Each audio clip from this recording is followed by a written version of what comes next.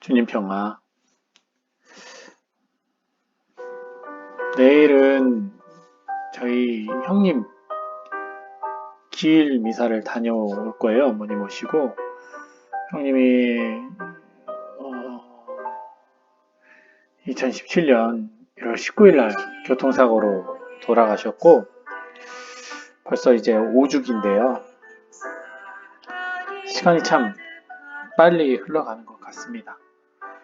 물론 첫 해, 두 번째 해, 세 번째 해, 네 번째 해. 그리움의 그 깊이는 변함이 없지만 그때보다 눈물은 말라가는 것 같아요. 감정적인 슬픔은 분명히 시간의 흐름에 따라 야속하게도 지워져 가지만 기억의 그리움은 더 깊어가죠. 근데 그런 생각이 들더라고요. 어차피 제가 하루하루 더 살아갈수록 하루하루 형을 다시 만날 날이 가까워진다라는 생각이 들어서 그리움은 더 커져가는 것 같아요. 이제 볼 날이 가까울수록 마치 군대에 있을 때 제대 날이 점점 더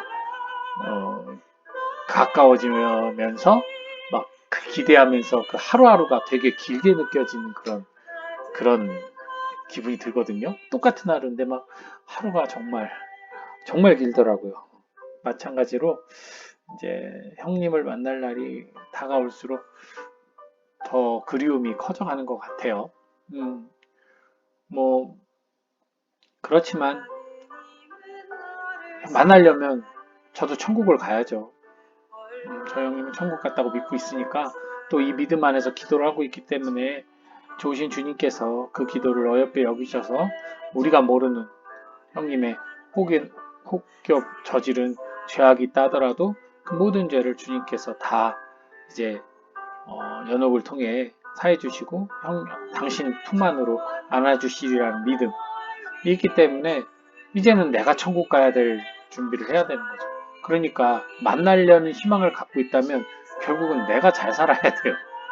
내가 기도하는 그 사람이, 내가 하느님 나라, 하느님 품 안에서 영면하기를 바라는 그 사람을 내가 만나고 싶다면 다른 거 없습니다. 내가 천국을 가야 돼요. 그래야 만나죠. 그분은 나의 기도 덕택으로 하늘나라 갈 수 있는데 정작 내가 천국에 갈 준비를 제대로 갖추지 못한다면 이게 얼마나 큰 슬픔이고 큰 뭐라고 그럴까요? 아쉬움입니까? 그러니까 여러분도 여러분이 사랑하는 먼저 떠나보낸 이들을 만나고 싶다면 천국에 가기 위한 삶을 살아가시길 바랍니다.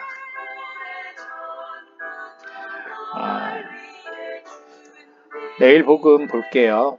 마르코 복음 3장 13절에서 19절 말씀입니다. 예수님께서 그 산에 올라가시어 당신께서 원하시는 이들을 가까이 부르시니 그들이 그분께 나왔다. 그분께서는 12를 세우시고 그들을 사도라 이름하셨다. 그들을 당신과 함께 지내게 하시고 그들을 파견하시어 복음을 선포하게 하시며 마귀들을 쫓아내는 권한을 가지게 하시려는 것이었다.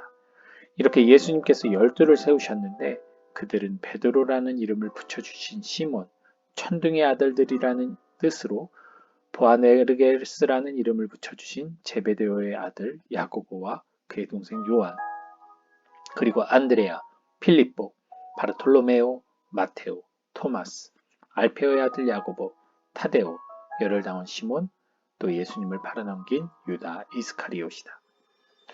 네. 12사도를 부르시는 장면이 나옵니다. 12사도를 예수님께서 당신의 제자 멤버들 가운데 특별히 이 12사도를 다시 또 뽑아서 특별한 그 사명을 부여하셨죠. 그 사명은 바로 당신과 함께 지내게 하시고 그들을 파견하시어 복음을 선포하게 하시고 마귀들을 쫓아내는 권한을 가지게 하시려는 이것을 그러니까 예수님의 복음 사업, 복음 선포 그 사업에 당신이 사람이시니까 혼자 할 수 없는 그 시공간적 한계를 극복하기 위해서 12사도를 파견하여 이곳 저곳을 다니게 하면서 그들이 복음을, 주님의 말씀을 그대로 들은 대로 선포할 수 있도록 주님께서 교육을 더 시키셨겠죠. 어떻게 보면 이들은 진정한 예수님 제자단 가운데 누구시겠습니까? 일군이에요, 일군. 일군이고 가장 정예 멤버라고 할 수 있겠죠. 정예 멤버. 그런데 이 정예 멤버들이 이렇게 면면을 살펴보면 특별히 막 정말 대단히 훌륭하고 막 명망 있는 사람들은 없어요. 일단 물론 이들 중에는 뭐 어부도 있고 뭐 세리도 있었지만 또 나름대로 존경받던 사람들도 있습니다. 소 야고보라던가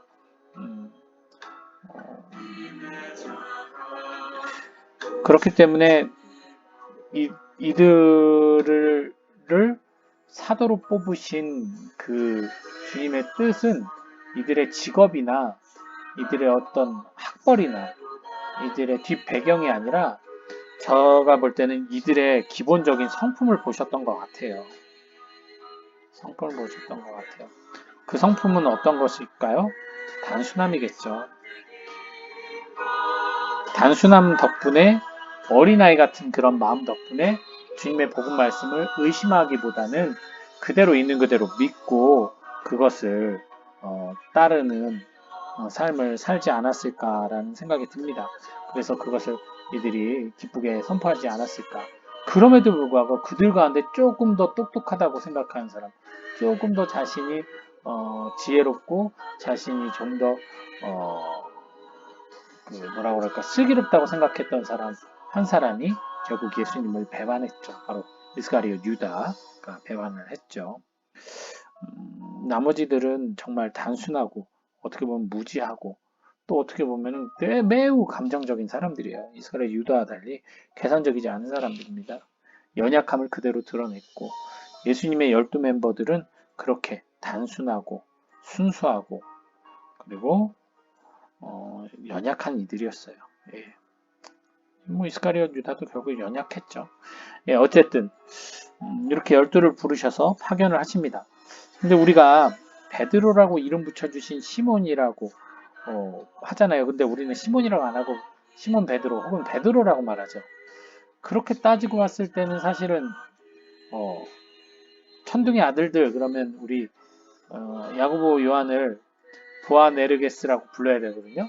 우리 보아네르게스 형제 야고보 요한 이렇게 말해야 되는데 저는 한 번도 사람 신부님들이나 교수 신부님들이나 어떠한 교육 안에서도 보아네르게스 형제,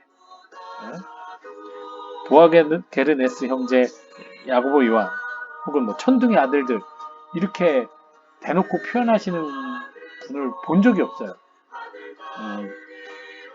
그거를 그래서 왜 그럴까 생각을 해봤는데 이건 그냥 여담이지만 제가 생각해봐도 이거 발음이 어려워요. 발음이 짧았으면 그냥 보아, 지금 게스 뭐 이랬으면은 훨씬 더 많이 활용하지 않았을까 뭐 그런 생각을 해봅니다. 어쨌든 간에 예수님께서 12사도를 부르심은 상징적인 의미가 참 많죠. 10이라는 숫자의 상징도 있겠지만 다양한 사람들을 부르셨다는 것은 결국 주님의 나라의 그 선포 그리고 주님의 부르심에 응답하는 이들은 어떤 한 종족, 한 민족, 한 단체가 아니라 모든 이들을 포함한다라는 그런 의미가 되겠죠. 그러니까 이 12사도의 의미 안에는 당신을 따르고 단순하며 순수하고 또 연약한 모든 그리스도 신자들을 상징하기도 합니다. 그래서 어떻게 보면 우리 12사도 예수님하고 같이 다닐 때는 그래도 뭐 간간히 파견 갈 때 외에는 항상 예수님 뒤를 졸졸졸졸 따라다녔던 분들이란 말이에요. 이들이 그 당시에는 얼마나 싸움이 많고 서로 시기질 타고 했는지는 성서에 많이 나오죠. 하지만 그럼에도 불구하고 이 12사도는 예수님이 뽑았기 때문에 그러한 지지고 하는 삶 속에서도 한 공동체를 이루고 서로 의지하고 함께 살죠. 그래서 예수님 떠나고 난 다음에 다락방에서 함께 기도하고 있었잖아요. 그러니까 이들은 정말 서로를 피보다 진한 신앙의 관계로 애를 살아가던 사람들이죠. 그렇지만 어쨌든 예수님 사후는 그들은 각 세계 곳곳으로 선교를 나가셔서 정말 자신들의 목숨을 다 바치시면서 복음을 선포하고 목숨으로 피로 주님을 증거하는 삶을 살아가셨죠. 이들이 예수님 살아생전에는 그렇게까지 할 수 있는 사람들이라고 아무도 생각 안 했을 거예요. 그냥 툭하면 율법이나 어기고 툭하면 싸움질이나 하고 툭하면 예수님 배신이나 하고 무서우면 도망이나 치던 이들이 정말 연약하기 짝이 없는 그리고 한심하기까지 보이던 이들이 결국 다시 그 주님의 부활을 체험하고 난 후 당신들의 목숨으로 주님을 증거하고 선포하는 사도로 거듭나는 그 과정을 보면 지금 나의 모습이 아무리 쪼다같고 정말 한심하고 멍청해 보여도 내 같은 게 신앙인이요? 라고 생각할지 몰라도 우리들 또한 진짜 주님의 부활을 올바로 체험하면 결국은 이들처럼 나의 목숨을 주님께 바칠 수 있다라고 저는 확신합니다. 부디 이 사람만 되지 마십시오. 이 사람의 진짜 죄는 예수님을 팔아넘긴 것 때문이 아니에요. 예수님을 팔아넘긴 것만이 이 사람의 죄가 아닙니다. 그 죄는 예수님이 용서를 하실 수 있었어요. 충분히.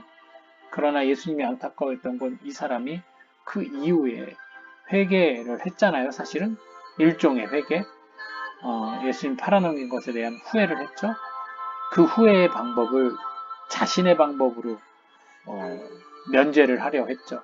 자살이라는 방법으로. 주님이 원한 것은 그 회개가 비록 자신이 주님을 팔아넘긴 대죄를 저질렀지만 예수님의 말씀처럼 그리고 복음의 이야기처럼 아들을 거스르고 아들을 욕되게 해도 용서가 되지만 성령을 거스르지 말라고 했어요. 근데 유다는 결국은 하느님이 가장 사랑하는 그 몸, 당신께서 정말 사랑으로 이 세상에 내어주신 그 몸을 함부로 하고 포기하고 생명을 하느님이 주신 그 생명을 스스로 거두는 어리석음을 저지름으로써 자신의 죄를 그대로 죄인 채로 마침표를 찍고 말았어요. 회개의 마침표가 아니라 이 사람만 되지 않으면 됩니다. 나머지 분들처럼 살아가면서 우리가 주님의 이름을 헛되이 부르기도 하고 주님께 정말 부끄러운 모습을 보이기도 하고 할 텐데 그런 과정 안에서도 우리가 주님의 부활을 완전히 인정하고 주님의 승천을 바라보고 또 그것을 통해서 우리가 정말 보다 더 성숙한 신앙으로 부활에 대한 희망과 기대를 저버리지 않는다면 우리 또한 12사도처럼 그렇게 변모하는 삶을 살아갈 수 있다라고 저는 확신합니다. 여러분도 12사도 그럼 막 위대한 점만 자꾸 두 개를 보는 것 같아요. 하나는 예수님 살아생전에는 참 한심해 보이고 예수님 돌아가시고 나서부터 이제 그 12사도가 열심히 살았다. 뭐 이 수준으로 보는데요. 그렇게 보지 마시고 그 약한 모습도 그리고 그 예수님 사후의 그 모습도 다 12사도의 모습이에요. 그 씨앗들이 그 자신들의 목숨을 초기와 같이 버리면서까지 주님을 증거할 수 있는 그 씨앗들은 이미 이들 안에 있었어요. 예수님이 그걸 보셨기 때문에 이 12사도를 뽑은 겁니다. 그래서 그 씨앗을 갖고 있는 그들에게 예수님께서는 능력을 주셨고 그 능력을 활용해서 10달란트, 100달란트, 1000달란트 열매를 맺은 이들은 축복에 축복이 더해져서 그들이 원하는 대로 순교의 은총을 얻고 하느님 품에 갔고 그것을 땅에 그대로 묻은 채 머물러 있던 유다만 결국은 거기에서 제외가 돼버린 거죠. 그러니까 우리들도 부르심을 받은 사람들이라는 거. 그리고 부르심의 이유는 뭡니까? 두 가지가 있어요. 머물과 파견이에요. 부르심은 주님께서 당신 안에 머물기를 바라기 때문에, 우리가 당신 안에 머물기를 바라기 때문에 부르시는 거예요. 또 한편으로는 그 기쁨을 이웃과 나누게 하기 위해서 파견하시는 것입니다. 이 두 가지를 가지고 있음을 기억하시면서 우리 모두 부르심 받은 사람이고 또 선교하는 파견받은 이라는 사실 잊지 마시고 또 우리의 신앙생활을 그렇게 살아가셨으면 좋겠습니다. 주님 평화.